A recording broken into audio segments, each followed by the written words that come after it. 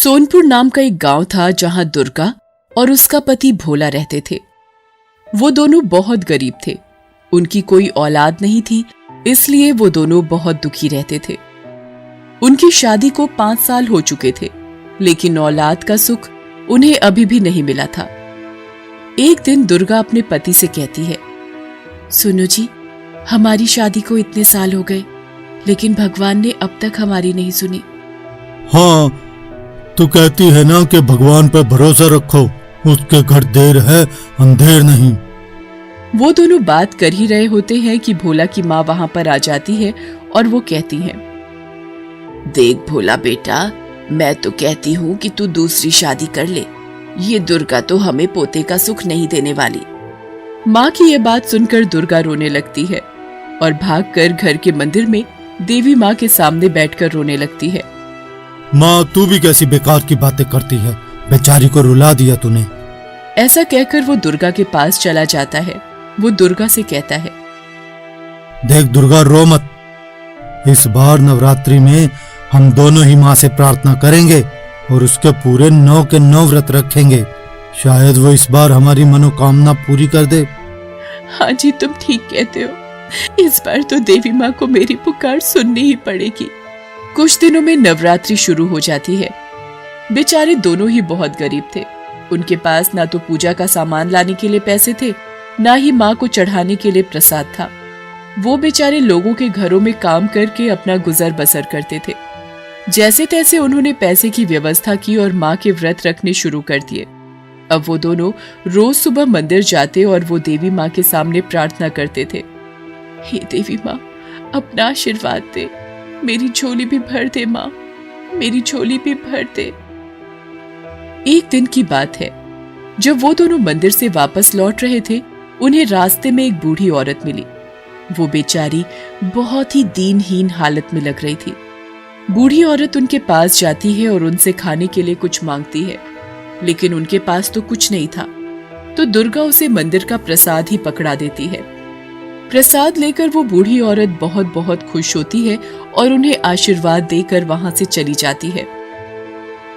वो दोनों भी घर चले आते हैं।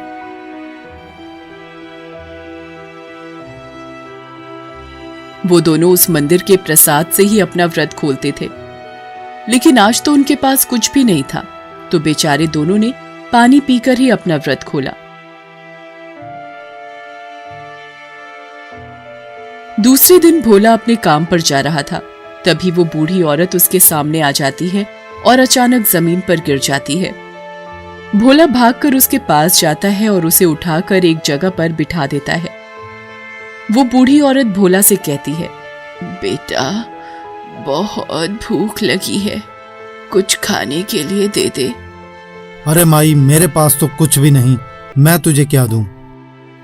बेटा, वो सामने मंदिर है, वहां से थोड़ा प्रसाद लाकर दे दे। भोला मंदिर जाता है, लेकिन मंदिर बंद था। तो वो मंदिर की खिड़की से अंदर जाने की कोशिश करता है। उसे ऐसा करते देख आसपास के लोग उसे मारने लगते हैं। उन्हें लगा कि वो कोई चोर है जो मंदिर में चोरी करना चाहता है। वो लोग बिना कुछ जाने भोला को मारने लगते हैं। मारो इसको, देखो मंदिर में चोरी करने आया था, मारो मारो। अरे भाइयों, मैं चोर नहीं हूँ, मैं तो यहाँ पर प्रसाद लेने आया था। भोला कहता रहता है कि वो चोर नहीं है, पर वो लोग उसकी एक नहीं सुनते और उसे मारते रहते हैं और फिर उसे मंदिर से दूर फेंक देते हैं। उन लोगों के जाने के बाद भोला उठता है। वो देखता है कि वो बूढ़ी औरत वहीं जमीन पर गिरी हुई थी। भोला अपनी चोट भूलकर उस बूढ़ी औरत को उठाकर अपने घर ले आता है।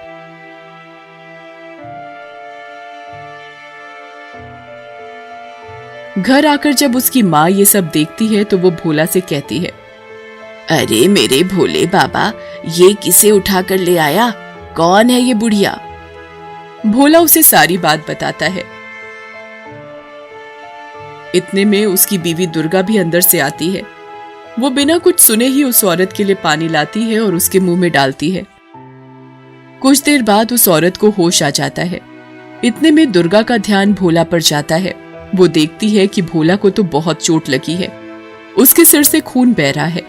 वो भोला से पूछती है, अरे ये तुम्हें क्या हुआ? इतनी चोट कहाँ से लगी? भोला उसे सारी कहानी बताता है।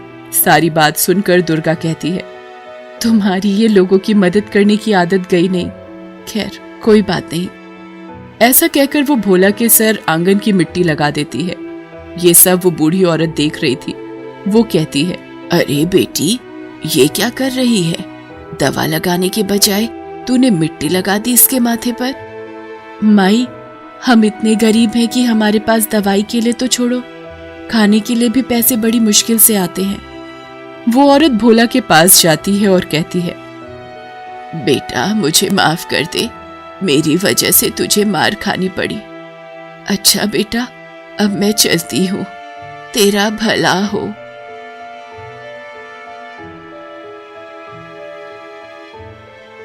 वो उसके घर को चारों तरफ देखती है, फिर वो पूछती है, अरे बेटा, तेरे घर में बच्चे नहीं हैं क्या? कोई बच्चा नहीं दिख रहा। तभी दुर्गा रोने लगती है और कहती है, नहीं माई, हमारे घर में कोई बच्चा नहीं, हमारी कोई औलाद नहीं। वो बुढ़िया कहती है, बेटा मैं तुझे आशीर्वाद देती हूँ कि बहुत जल्दी तेरी गोद भर जाए। ऐसा कहकर वो बूढ़ी औरत वहां से चली जाती है।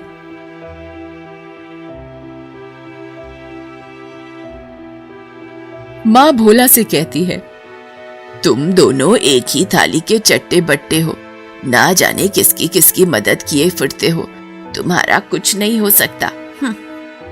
ऐसा कहकर वो वहां से चली जाती है। रात के समय दुर्गा और भोला दोनों सो रहे थे कि तभी दुर्गा को एक सपना आता है।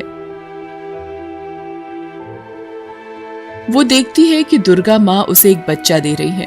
तभी उसे कुछ आवाजें आती हैं। वो उठकर देखती है तो घर के बाहर एक बच्चा रो रहा था। दुर्गा भागकर उस बच्चे के पास जाती है। वो चारों तरफ देखती है पर वहां कोई नहीं होता।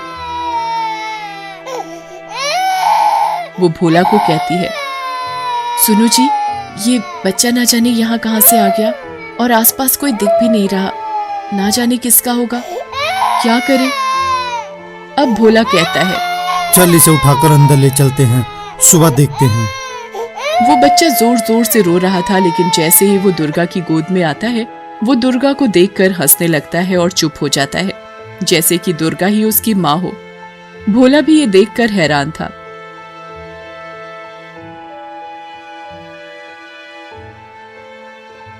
अगली सुबह दुर्गा भोला को अपने सपने के बारे में बताती है। सब जानकर भोला बहुत खुश होता है। तू देखना दुर्गा, बहुत जल्दी तू भी माँ बन जाएगी। अगले दिन वो दोनों मंदिर जाते हैं। आसपास के लोग भोला को पहचान जाते हैं कि ये तो वही आदमी है जो उस दिन मंदिर में घुसने की कोशिश कर रहा था। वो लोग भोला के पास आते हैं और उससे माफी मांगते हैं और कहते हैं, भाई हमें माफ कर दो, उस बूढ़ी औरत ने हमें सब कुछ बता दिया था कि तुम उस दिन उसके लिए खाने की तलाश में मंदिर में जाने की कोशिश कर रहे थे। इतना कहकर वो लोग चले जाते हैं। भोला और दुर्गा देवी माँ के सामने पूजा करते हैं। तभी दुर्गा की झोली में एक फूल गिरता है। दुर्गा बहुत खुश हो जाती है। वो समझ जाती है कि ये दुर्गा माँ का आशीर्वाद है। वो दोनों घर वापस आ जाते हैं। घर पर उसकी माँ खुशी से नाच रही थी। उसे घर के एक कोने से पैसे से भरी एक पोटली मिली थी।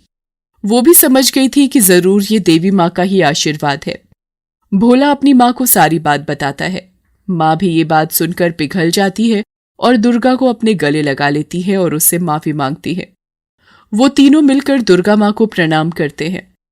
उसी रात दुर्गा को रात में सपना आता है और उसे देवी माँ दर्शन देती हैं और उनसे कहती हैं कि तुम दोनों से मैं बहुत खुश हूं। तुमने जिस तरह से मेरी सेवा की, उसी से प्रसन्न होकर तुम्हें सदा सुखी रहने का आशीर्वाद देती हूं। और फिर उनका जीवन बिल्कुल बदल जाता है। उस पैसे से भोला ने अपना व्यवसाय शुरू कर दिया था, जिससे उसको बहुत मुनाफा होने लगा और कुछ समय बाद दुर्गा ने भी एक सुंदर सी लड़की को जन्म दिया। जय हो देवी माँ। देवी माँ के आशीर्वाद से आज मेरे घर पर भी देवी ने जन्म लिया है। ये ले माँ, तू दादी बन गई है आज। जय हो माँ, तेरा लाख लाख शुक्र है कि मरने से पहले मैं दादी बन गई। भोला और दुर्गा अब धन दौलत वाले हो चुके थे, पर उन्होंने अब भी लोगों की मदद करना नहीं छोड़ा था। है।